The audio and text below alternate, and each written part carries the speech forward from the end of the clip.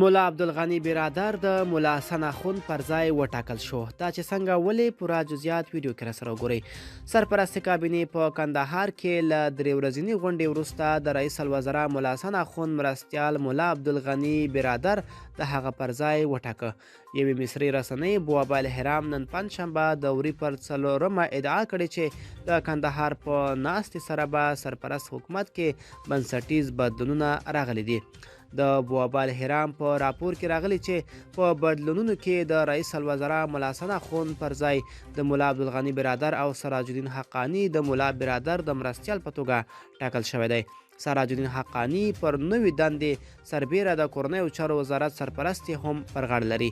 دغه مصري رسنۍ زیاته کړې چې د سرپرست حکومت نور چارواکي به د نوي وزیرانو په سره هوکړې ته تر رسیدو په موقته توګه خپلو دندو ته دوام ورکوي. سرپرست حکومت تر اوسه په دې اړه څه نظر نه دی څرګند کړی.